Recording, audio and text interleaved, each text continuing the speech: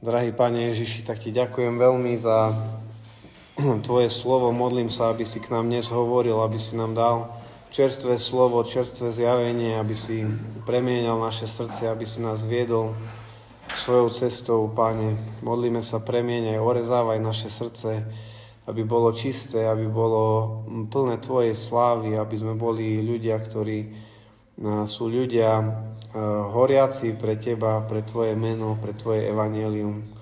Pane, prosím, Pane, zodvihni každý závoj takého spánku z nášho srdca, obživ naše vnútro, nášho vnútorného človeka, nech bdeje, nech je živý, nech je Tvojou slávou, Tvojim svetlom osvetlený, aby sme mohli sa dívať do Tvojej krásnej tváre. Amen. Amen. Keď si pamätáte, tak naposledy sme končili s takým príbehom zo Skutkov apoštolov, kde sme čítali príbeh o Ananiášovi a Zafire, ktorí prichádzajú k Petrovi s tým, že deklarujú o sebe, že vlastne predali všetok svoj majetok a tu ho dávajú. A vieme, že ten príbeh nekončí dobre, nekončí šťastne, ale že v tom momente prichádzajú o svoj život. Aj Ananiáš, aj krátko na to Zafira. A hovorili sme o tom, že vlastne Boh zjavil svoju slávu, zjavil svoju blízkosť, veľkú svoju prítomnosť na deň letníc, počas toho, ako naplnil svojich učeníkov svojim Duchom Svätým a začali sa tam diať obrovské nádherné veci, že ľudia začali byť jednak spasení, čiže sa obratili zo svojich hriechov, opustili hriechy, dali sa pokrstiť, pripojili sa k cirkvi.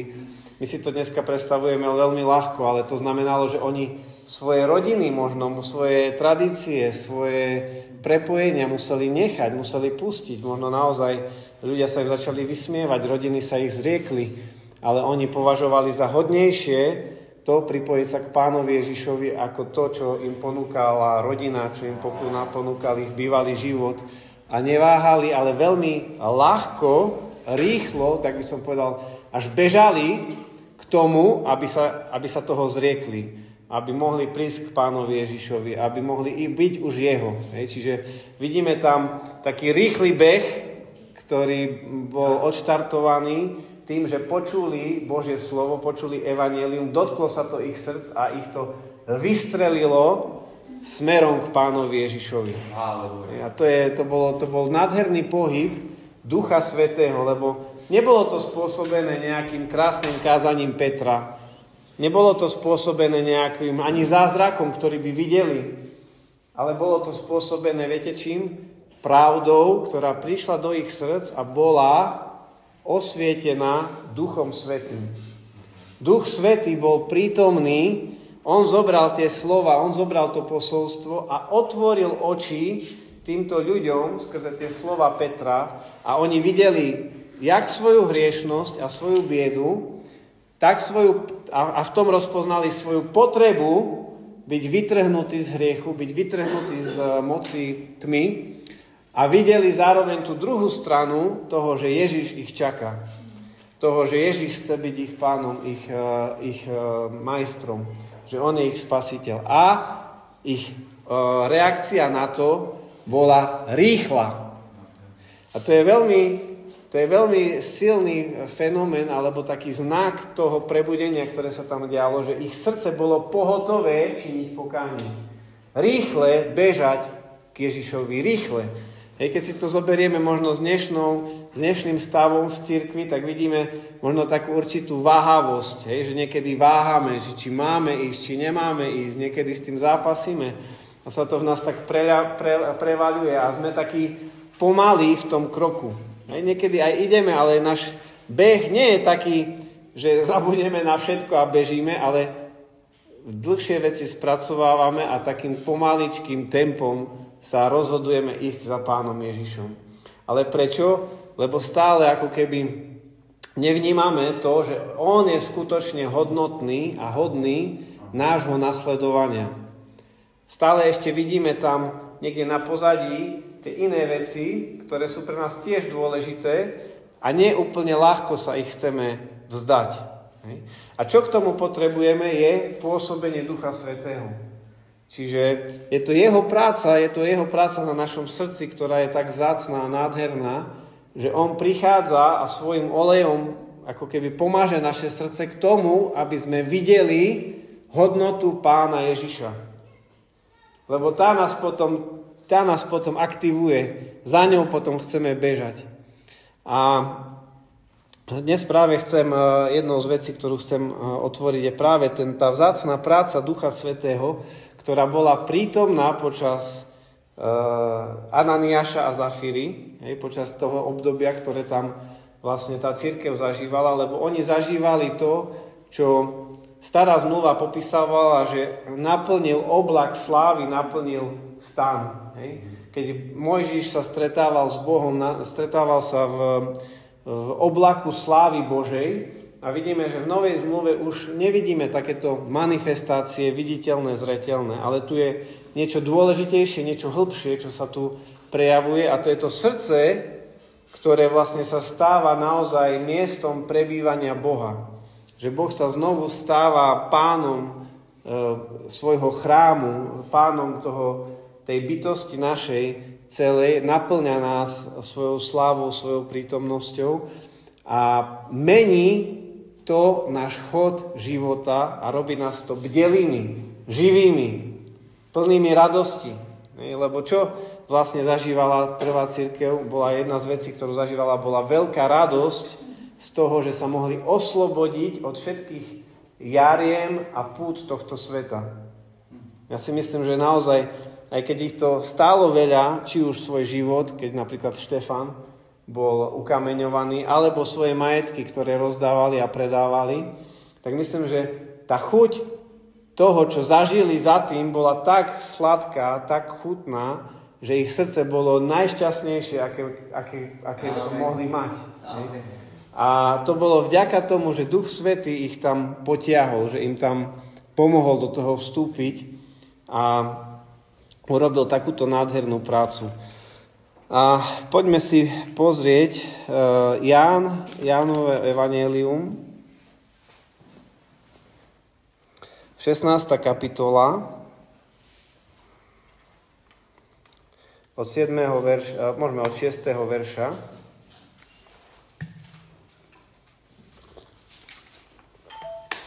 Čiže Ján 16 od 6. verša.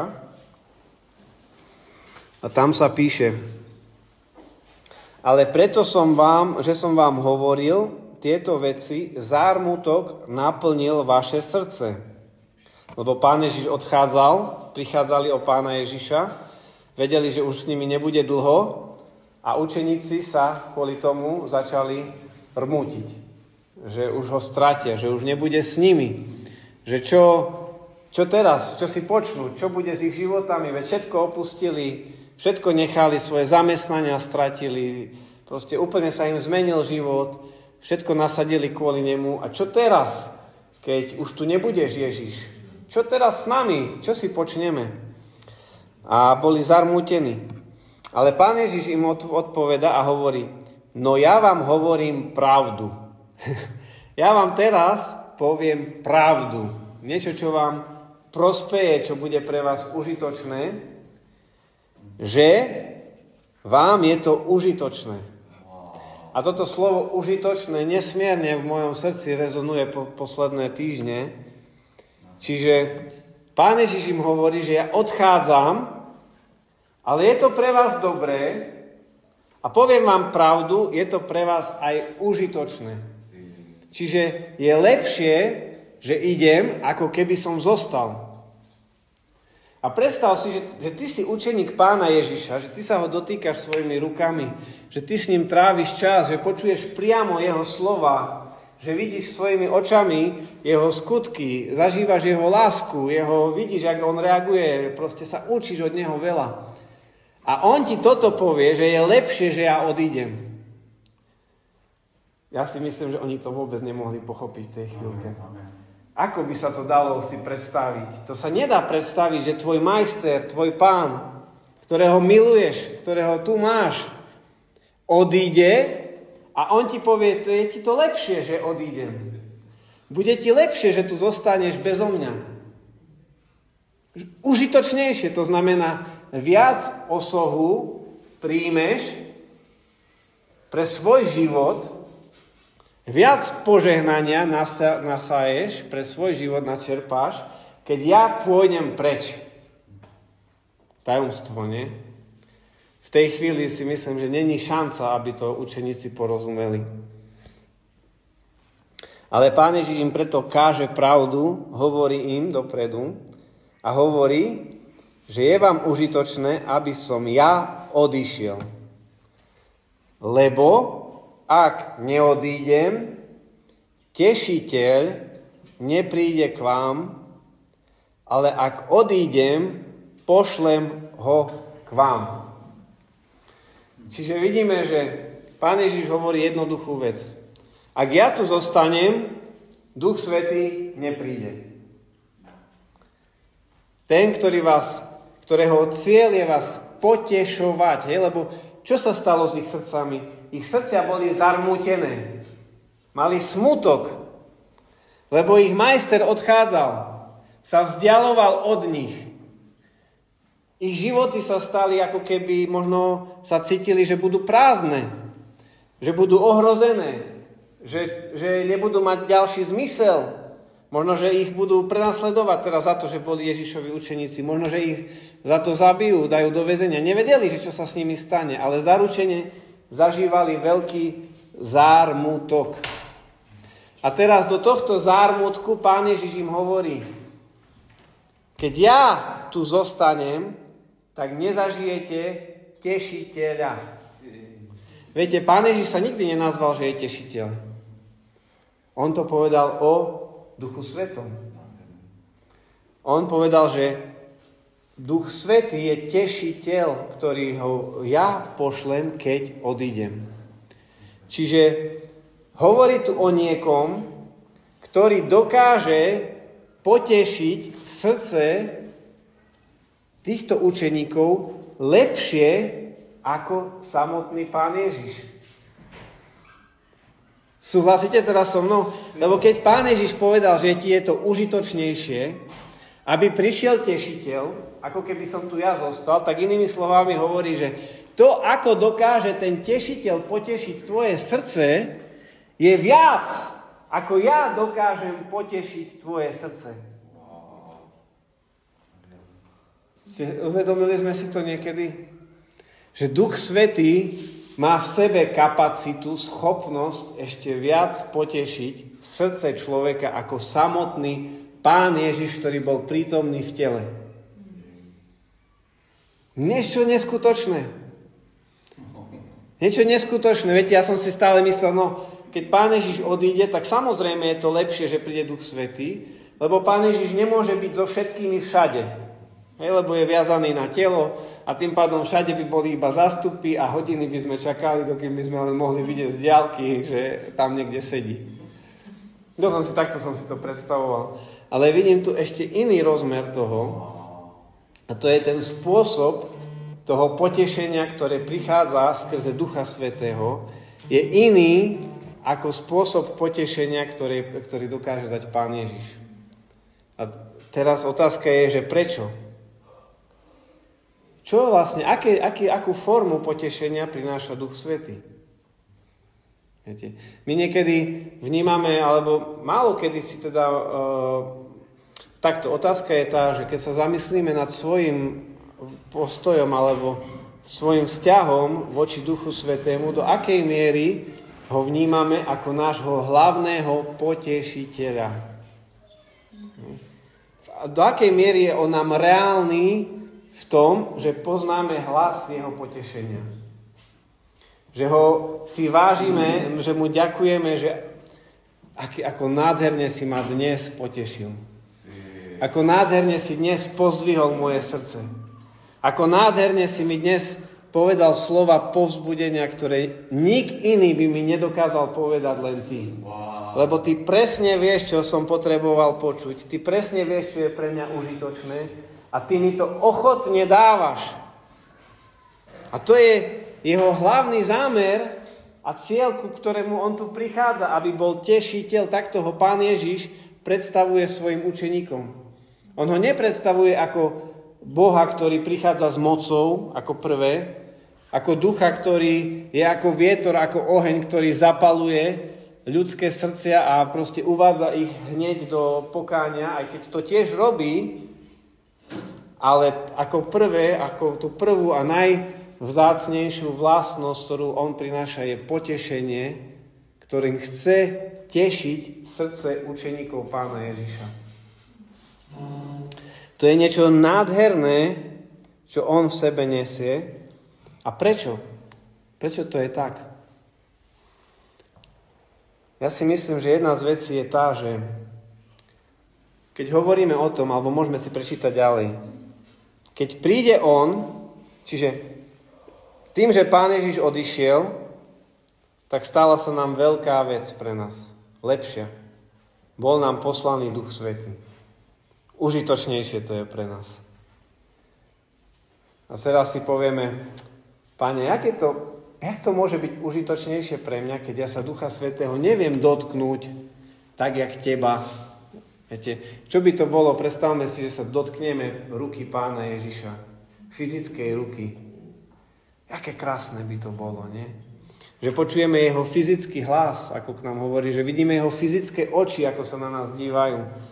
Aké krásne by to bolo. A keď hovoríme o osobe Ducha Svätého, tak je to úplne všetko iné, len nie hmatateľne fyzicky. Je to niečo trošku viac, o mnoho viac abstraktné, o mnoho viac neuchopiteľné našimi fyzickými zmyslami. A predsa Pán Ježiš hovorí, že je to pre vás užitočnejšie. Neviete sa ho dotknúť fyzicky ako mňa, neviete ho počuť fyzicky ako mňa, ale je to pre vás lepšie. Lebo to, čo urobí on, by som nedokázal urobiť ja. A teraz, čo to je za práca? A keď on príde, bude usvedčovať svet o hriechu, o spravodlivosti a o súde. A to o hriechu, pretože neveria vo mňa, o spravodlivosti, že idem k svojmu otcovi a že už ma viac neuvidíte. A o súde, že knieža tohto sveta už je odsúdené. 12. verš. Ešte by som vám mal mnoho čo povedať, ale teraz to nemôžete zniesť. Zvláštne, nie? Že Pán Ježiš svojim učeníkom za tie 3 roky nedokázal povedať všetko. A prečo?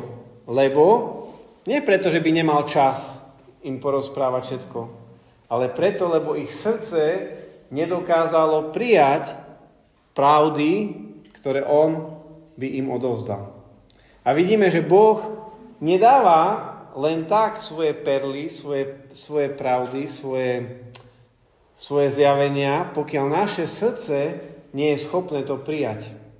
On s tým neplitva. To sú pre neho vzácne poklady a on dáva to vtedy, keď naše srdce je pripravené. Inak by Pán Ježiš všetko nadiktoval, všetko povedal a už by nemusel hovoriť, že ste to nepočuli. Ale on zámerne niektoré veci svojim učeníkom neoznámil, nedovysvetlil, nechal ich tak, lebo nebolo ich srdce ešte schopné to prijať. Čiže inými slovami, naše srdce, naša bytosť, žiaľ, je v takom stave mŕtvom, spánku, uspatom, že pokiaľ nie je zobudené, prebudené Bohom, tak ani nedokáže počuť pravdu Božiu. Nedokáže ani len prijať ju a preto ani nebude počuť, lebo dokiaľ nebude pripravené, Boh ani tú pravdu neuvoľní. To je veľká zodpovednosť nášho srdca. Veľká v tom, že miera toho, do akej miery my poznáme Boha, počujeme Boha, závisí od stavu nášho srdca, nakoľko je bdele. Preto znovu Božie slovo hovorí, nadovšetko stráž si svoje srdce. Preto Pán Ježiš hovorí, bojujte o to, aby ste sa nenechali zviesť hriechom, aby ste sa nenechali oklamať, aby ste sa nenechali uspať starosťami tohto sveta. Lebo to všetko vaše srdce prikryje a Boh k vám nebude hovoriť, lebo on nebude zdieľať svoje slovo, svoju pravdu s tými, ktorí nebudú ju vedieť prijať. Preto to je taká ruka v ruke, sa to drží a je to niečo, na čo musíme skutočne nadovšetko dbať, aby naše srdce sa nenechalo ničím zastaviť, ani horkosťou, ani neodpustením, ani hriechom, ani vlážnosťou, ani proste ľahkovážnosťou vo veciach. Ale aby sme veľmi dôsledne vo svojom srdci pracovali a snažili sa o to, aby bolo mäkké, aby bolo povolné voči Bohu. A 13. verš. Ale keď príde on, ten duch pravdy uvedie vás do každej pravdy. Lebo nebude hovoriť sám od seba, ale bude hovoriť všetko, čokoľvek počuje, aj budúce veci vám bude zvestovať. Čiže vidíme, že niečo sa tu stalo s tými učeníkmi, niečo sa stalo. Je Pán Ježiš s nimi, ich kapacita počuť Božie pravdy je veľmi obmedzená. A hovorí, keby som tu zostal, tak Duch Svätý nepríde. Inými slovami, viac nebudete vedieť prijať viac pravdy, lebo ho potrebujete k tomu, aby vás to on naučil. Keď odídem, on bude daný a niečo sa stane vo vašom srdci, čo spôsobí to, že vy budete vedieť ešte o mnoho viac prijať, ako keď by ste boli so mnou, ako keby som tu bol ja. A teda vidíme, že čo sa deje v deň letníc. Čo sa deje v deň letníc? V deň letníc je vyliatý Duch Svätý. Ľudia sa znovu zrodia po prvýkrát. Vidíme, že Pán Ježiš, keď bol skriesený, tak prichádza a hovorí a dýchne na svojich učeníkov a hovorí, príjmite Ducha Svätého. Dýcha na nich, fúka na nich a hovorí, príjmite Ducha Svätého. Čiže verím tomu, že oni sa v tom čase znovu zrodili. Že ten nový život, ich srdce, ich duch bol oživený, bol skriesený, bol postavený do toho bdelého stavu, do toho stavu, ktorý dokáže prijímať Božie pravdy, lebo Duch Svätý naplnil ich srdcia po prvýkrát. Dovtedy oni počúvali slova Pána Ježiša, ale nebol Duch Svätý v nich. Čiže oni nedokázali tým slovám rozumieť v takej miere, ako keď ich Duch Svätý naplnil.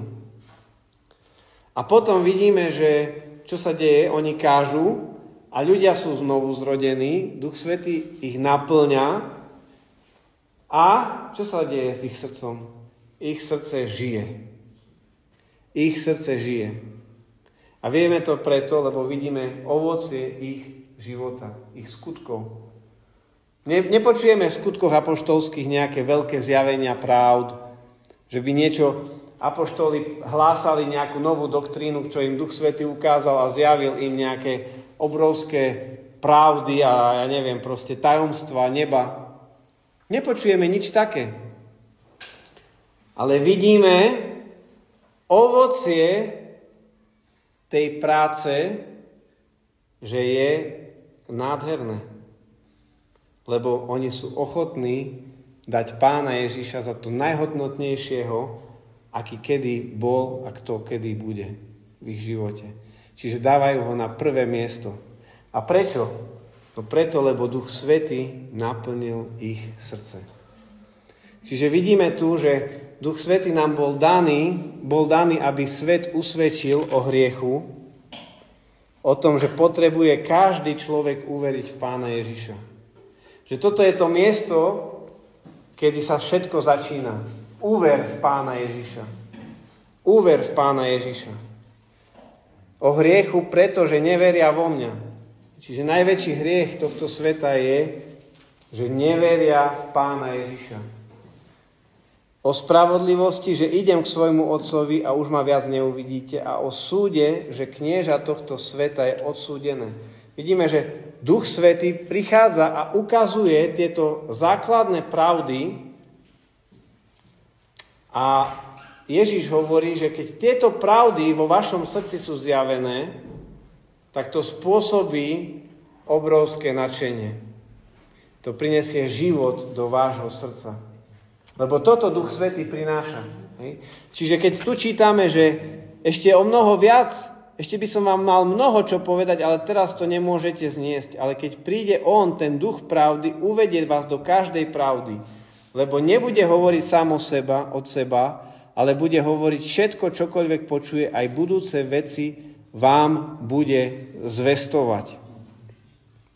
On ma oslávi, pretože z môjho vezme a bude zvestovať vám. Všetko, čo má Otec, je moje, preto som povedal, že z môjho vezme a bude zvestovať vám. Čiže vidíme, že Duch Svätý nezvestuje nič, iba to, čo je mu dané. Vidíme, že berie z veci, ktoré má Pán Ježiš. Čiže Duch Svätý prichádza, berie z toho, čo má Pán Ježiš a zvestuje to svojim učeníkom. A zase Otec všetko, čo má, dáva Pánovi Ježišovi. To je nádherné. A v tom vidíme tú nádhernú prácu Ducha Svätého, že je výnimočná, že on berie veci od Pána Ježiša, ktoré on by mohol inak svojim učeníkom povedať, keď tam boli. Ale Pán Ježiš hovorí, že pokiaľ to osoba Ducha Svätého nebude, ktorá vás naplní, ktorá vám tieto veci ukáže, tak nebudete to vedieť zniesť. Nebudete to vedieť pochopiť. A teda moja otázka je, že čo bolo to skutočné potešenie srdc učeníkov, ktorí sa nachádzali v tom stave po ukrižovaní, po vzkriesení Pána Ježiša, po odchode Pána Ježiša do neba. Čo bolo to, čo Duch Svätý tam priniesol? Akú formu, akú podobu to malo? Čiže vidíme, že Pán Ježiš im zasľúbil, že počkajte, Duch Svätý, keď príde, on vás poteší. Viac ako ja. Bude vám to užitočnejšie. A teraz moja otázka je, ako to prakticky vyzeralo v ich životoch? Čo sa stalo v ich srdci? No ja tu vidím veľmi jednoduchú odpoveď a to je tá, že v ich srdci sa zasvietilo, rozsvietilo obraz slávy Pána Ježiša. Viete, lebo dokiaľ bol Pán Ježiš tu na zemi, tak učeníci ho vnímali len cez svoje fyzické zmysly. Ale keď Pán Ježiš bol skriesený a bol vzatý na nebo, tak Duch Svätý mal príležitosť ukázať Pána Ježiša v srdciach učeníkov, ktorý sedí po pravici Božej vo svojej sláve. Viete, a to je úplne iný obraz, keď sa pozrieš na Pána Ježiša, ktorý je tu vo svojom tele a má svoje slabosti tela. A pozrieš sa na Pána Ježiša, ktorý sedí slávne po pravici Božej a vidíš nebo, ako mu vzdáva chválu a v akej sláve sa on nachádza. To je diametrálne iný obraz. To je diametrálne iný obraz. A kto pôsobí to, že my môžeme vidieť túto slávnu podobu Kristovu? Duch Svätý. Čiže čo je to potešenie, ktoré Duch Svätý prinesie? To, že ti povie, Mirko, som hrdý na teba. To je dobré potešenie. Ale je lepšie potešenie, keď zrazu ti ukáže, že tvoj život je v tej slávnej sláve Božej v Kristovi ukotvený. To je ďaleko väčšie potešenie. Keď zrazu sa tvoje srdce otvorí a vidí nebo, vidí Pána Ježiša, vidí jeho tvár.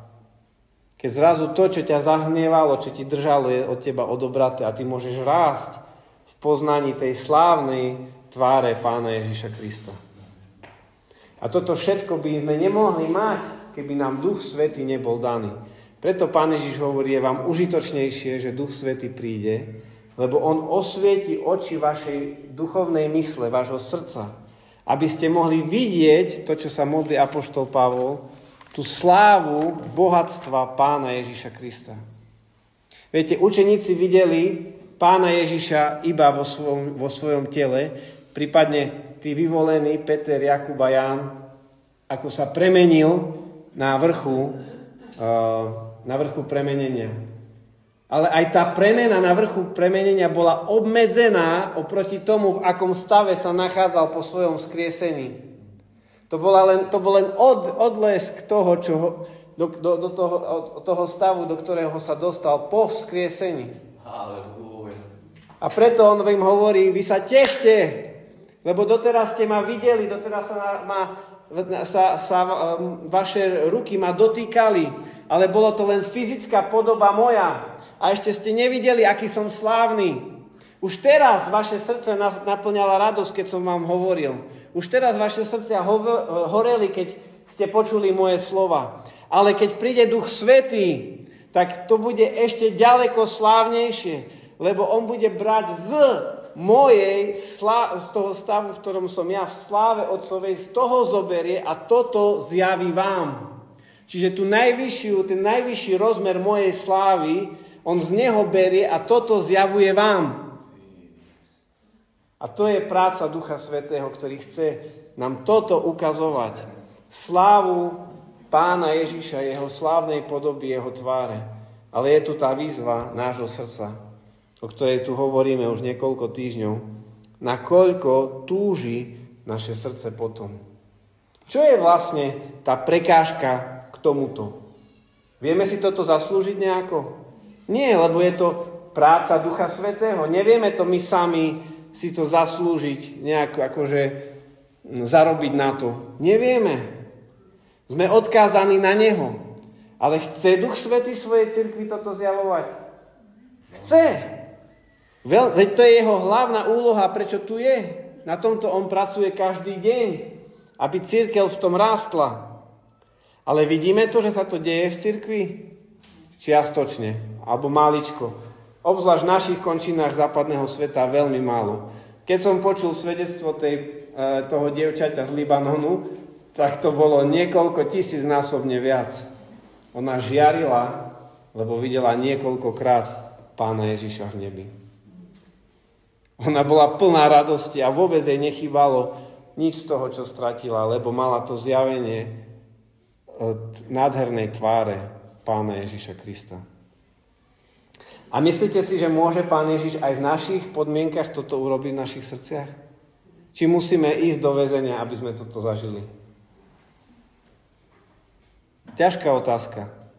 Ale ja verím tomu, že tu nejde ani tak o to, či sme vo väzení, alebo či sa nás rodina zriekne, alebo či zažívame nejaké vyslovené prenasledovanie. Podľa mňa to nezávisí na tom, lebo toto všetko iba tlačí naše srdce tým smerom. Ale ak ja pôjdem v mojom srdci tým smerom aj bez týchto vecí, ja verím tomu, že Duch Svätý chce nám ukázať viac z tej slávnej podoby Pána Ježiša Krista. Ale závisí to od našej túžby, našho hľadania a toho, nakoľko on je nám hodný. Nakoľko je nám hodný, čo všetko sa chceme vzdať, aby sme jeho videli. Ako sme hladní po ňom. Do akej miery ho dávame na prvé miesto. Do akej miery volá naše srdce po tebe dychtí moja duša, o Bože. Len v tebe a mimo teba nie je to radosti pre mňa. Len v tebe je moja radosť. Čiže vidíme, že je tu zápas o hlad v našom srdci po Bohu. Diabol sa toho bojí, preto sa snaží nás uspať, lebo vie, že ako náhle sa dáme na túto cestu, už sme nezastaviteľní, lebo naše životy už sa stanú neohrozené v tom, že nám nebude záležať na našich životoch. Ale potrebujeme, aby Duch Svätý vdýchol do nás, aby nás oživil, aby naše oči otvoril, aby sme mohli vidieť tú slávnu tvár Pána Ježiša Krista. A on to chce robiť. Len potrebujeme s ním spolupracovať, jeho prítomnosť si vážiť, pozývať ho do nášho modlitebného života, pripomínať si to, že toto je jeho práca. Proste uvedomovať si to a dávať sa na tú jeho stranu v tom všetkom. A verím tomu, že Boh toto chce robiť v našich srdciach. Tak toľko z Božieho slova na dnes. Amen.